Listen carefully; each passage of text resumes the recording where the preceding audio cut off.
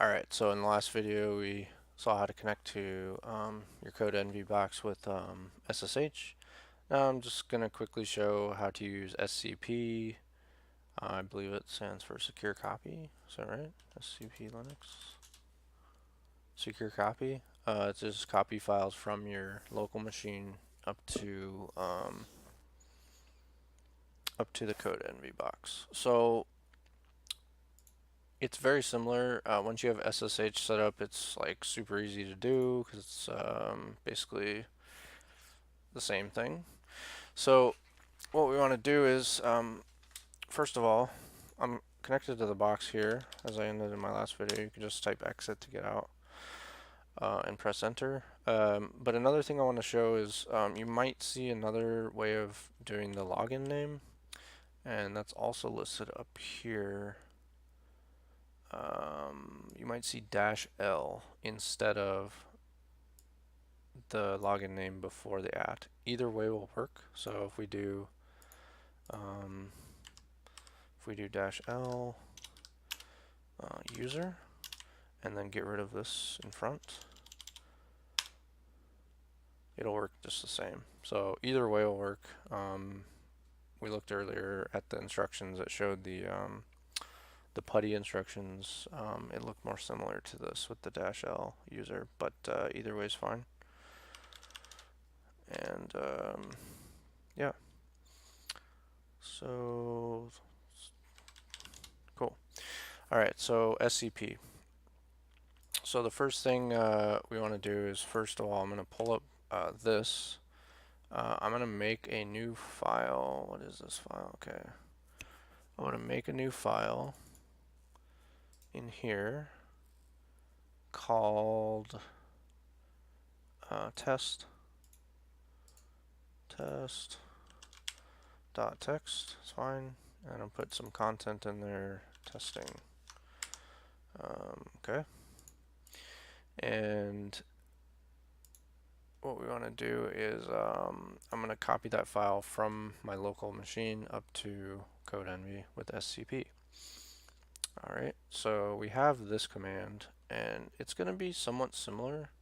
Let me type in SCP just to see what it looks like, what the API looks like, or I mean the arguments look like. Okay. So it does have a capital P for port. I'm not sure if that matters. I think it might, so I just use that. But yeah, so let me copy. Well, where was that? Okay, so we have this. There's some similar things to it. So instead of this lowercase p, I'm going to make this a capital P. And again, just as a reminder to everybody, I'm going in my box and just running a command so it doesn't idle and shut down. Alright, so we have SSH. Hold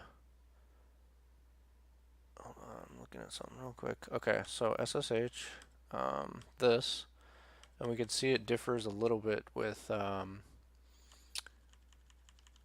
order of things. So if you notice, the SCPs first, and then all the options, I guess, and then you have the source file and the target server, or target, yeah, the target where you're sending the file, and then after that you can specify a path as well, which we will do. Okay, so so again, I'm changing that to a capital P, but this I is exactly the same, identity file, so we'll keep that the same. And we're going to move all of this to the front, because that's the format that it requires. And then, oh, actually, what was that again?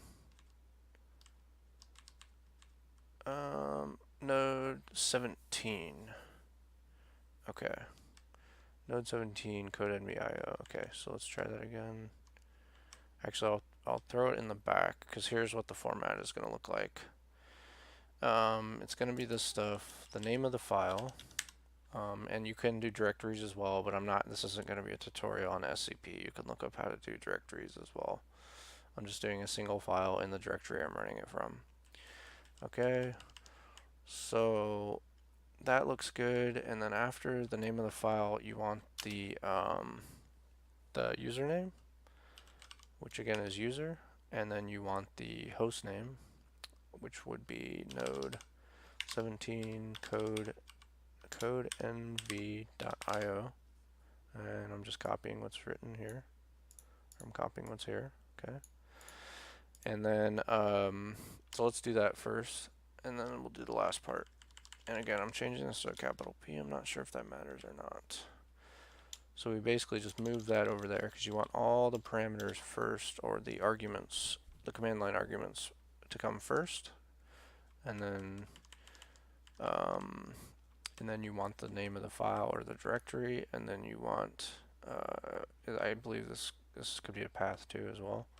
Instead of just the file name, it could be the path to the file or directory. And then we have that, just like we had for the SSH. And now after this, we want to specify where it's going to copy it to. So we put a colon, slash, and then slash indicates the root. And then again, remember the root is, or the projects is in the root folder by default. Okay, and then we have a folder in there called test. Okay, so let's pull that back over here so we can see this in action. Okay, so we have, again, slash project slash test is where we are. And when I run this command, I expect this file to be sent over. So let's see if it works. And then, of course, you got to change this from SSH to SCP. Almost forgot that. Okay, let's see if it works. Looks like it worked, and you see the file appear here. Testing. Alright, so I'm going to put a 1 here, save it. So now this is different on the server, and let's see if I change this here and resend it, will it overwrite what's on the server. So let's come in here, test, and CP, the copy command, is basically the same thing, so the answer is yes, it's going to overwrite it, but let's just show that. So now it should only say test, and right now it says testing 1, and so we'll try it again, and let's run it so we can see the change live. I believe it updates live, which is pretty cool. Let's run the command again to resend the file and overwrite what's on the server.